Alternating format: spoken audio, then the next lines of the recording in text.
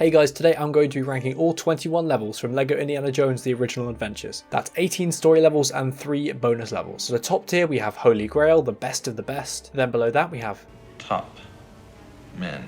These levels are good but not perfect. And in the middle tier we have Tohtally Average. And then below that we have Bad Dates. And then finally we have the worst of the worst, the lowest of the low. This is the worst insult you can give anything. Crystal Skull. And now with that out of the way, let's start from the bottom. And straight away, I'm going to be putting the 2 stud collection levels at the bottom of Crystal Skull. These 2 levels do absolutely nothing for me. They're really boring. They aren't even good stud collection levels. I prefer the ones in LEGO Star Wars and LEGO Harry Potter to the ones in this game. It's so boring, so bad. Just get them out, garbage. And the only other level I want to put down here is actually Desert Ambush. Look, this level, it's such a bad way of telling the story of this iconic scene. It's just one big boss fight and I just really don't like it. The boss fight's not even interesting. It sounds like a level from LIJ 2 if anything. And then we're going to move up to the next tier. This is Bad Dates. And the first level I want to put in here is 2-6 Battle on the Bridge. I think most speedrunners of this game would agree with me in saying that Molo Ram is by far the worst boss fight in the entire game. It's so buggy and broken and it does damage and the swords disappear and they fall off the map. The only reason I'm putting it in Bad Dates is because the rest of the level is actually kind of fun and the speedrun is actually pretty cool up until that point. But the boss fight is so bad it just brings it down to so low on this list, it's not even funny. It's one of the worst levels in this game. And the next level in this tier is Into the Mountains. Why does this level exist? It's so pointless, it has no reason to exist. The opening cutscene is the longest, boringest thing I've ever seen in my life. I've actually fallen asleep while watching it, while doing runs of this game. It's so long and boring and stupid and I hate it. This level is so pointless, but at least it does get some bonus points for having Santa as a playable character when using the secret characters extra. The next level in Bad Dates is Well of Souls, and this level is just really, really long. And I'm glad we skipped most of the level in the speedrun because most of this level is just terrible puzzles that are really long and aren't interesting and it's just completely pointless and it just goes on forever and it's just really, really annoying. And don't get me started on the snake boss fight. Like a pointless boss battle, what is this, LIJ 2? And next up on the list is Motorcycle Escape. This level would easily be a Tohtally Average or Top Men level if it wasn't for how annoying and frustrating the motorcycle mechanics are. I remember barely playing this level as a kid because the jumps didn't work and the bikes would hit the mines and explode and you try to get back on and you'd hit another mine and it was just so infuriating. The level itself was actually pretty cool and the speedrun has some interesting strats around it, but for me those bike mechanics just ruin the level. It's so frustrating. On a fairly similar note, I want to put Pancot Secrets as the last level in this tier. It's quite a good level apart from the fact that the elephants just do not work. They like playing in the mud, clearly. I mean, the game's right on that part. Also, one more thing. Why is Willy afraid of these tiny ants when yet there's these huge spiders larger than a person and she's just completely indifferent? This level's just stupid. And for the first level I want to put in Tohtally Average, it's going to be the Temple of the Holy Grail. This level is average. It's okay, it's fine. It's got some cool adaptations of some of the puzzles in the actual film itself, and those puzzles are fairly interesting, but it's just quite long and there's not much to it. I don't know, it's just very average, and I don't really have much to say about it, to be honest. Not only is it a fairly long level, but at the end there's this kind of weird pseudo boss fight with the Grail Knight, which doesn't really make any sense with the film at all. But I guess we can be glad that we got this instead of this.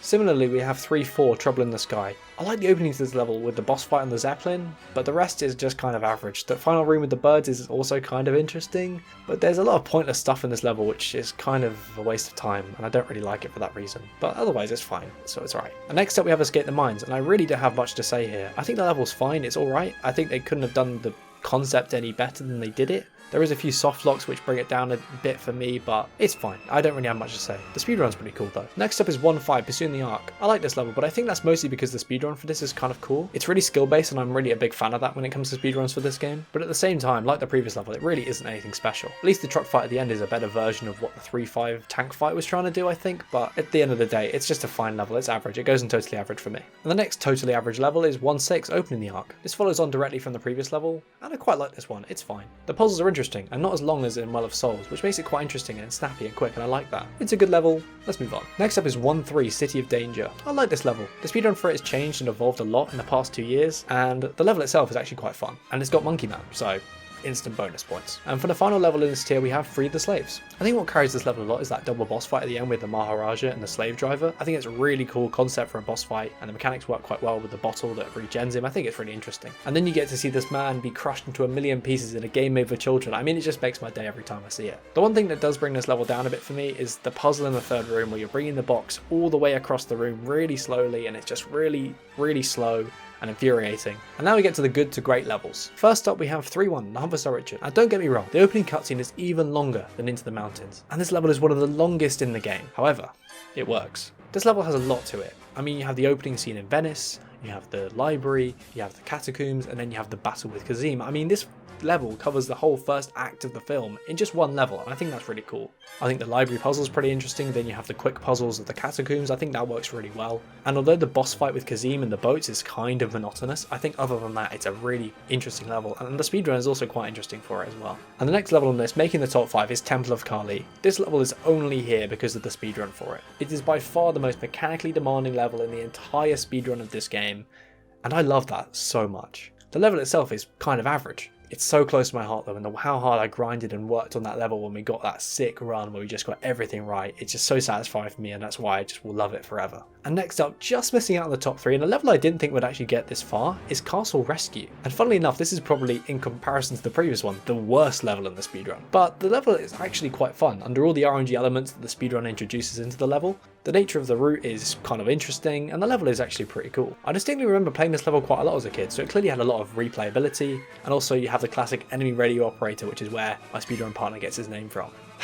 I just can't avoid making it this high. I kind of enjoy this level as much as I hate it. It's just really interesting. Now, if you cast your mind back to a few minutes ago, you may remember at the start of this video, I absolutely panned the 2 stud collection bonus levels in this game. And straight away, I'm going to be putting the 2 stud collection levels at the bottom of Crystal Skull. These 2 levels do absolutely nothing for me. It's so boring, so bad, just get them out, garbage. On a complete contrast is the other bonus level, Young Indy, which I absolutely love. I love how good this level is. It's always moving, it's always flowing, and you're always progressing and moving forward, and I really like that. And the speedrun, similarly, is also very fast and enjoyable. You're always moving, and there's some pretty cool jumps and tricks as well. The train section is one thing that I wish was a bit longer, because I feel like they could have done more with that, and I think they did get to explore that a bit in LIJ2, which I'll give that game a bit of credit for. This is just a really great level, and I actually didn't play it as a kid. I don't think I ever did, so I'm so glad I came back to this game and got to play this level, because it's really good, and you should definitely try it out as well if you haven't already. Now on to the final tier, the Holy Grail, the best of the best, and in second place is Shanghai Showdown 2-1. And I already like this level, I think it's really good, but I really like the speedrun of this level. It has arguably the strongest enemies in the game with their machine guns, and the opening scene with the citizens running about the place while you're trying to get the antidote is just the perfect amount of chaos that scene has in the movie. Let's get serious for a second, guys. It also has the devastating death of the most important character and interesting character in the entire franchise, Wu Han. So it's clear that this level has range emotionally as well. Why are we still here? Just to suffer? And finally, the best level in this game, the epitome of why I love this game and why I fell in love with the speedrun, 1-1. The Lost Temple, the first level in the game. Mwah. Chef's kiss. I think I played this level hundreds of times for so many hours, and yet I'm still not bored of it. I don't hate it at all. I still enjoy running this level, which is crazy, and I think it's the perfect way to explain how good this level is. It has good puzzles, tricky enemies, good platforming, and level design is actually pretty interesting. As well as that, the speedrun has an interesting mix of tricky jumps, cool routes, and a bunch of other stuff. Ingenious tricks like skipping the boulder by just running back into it 3 times and forcing it to skip it for you. And I think that's really why I think I love the speedrun for this game so much. It's because this level just perfectly encapsulates what makes the speedrun so interesting. Do you agree with my ranking? Do you disagree? Maybe you love the Molaran boss fight? Do you think I've been too harsh on LIJ2? Do you think it's a better game than I should give it a chance? Yes? You can leave, get out of here.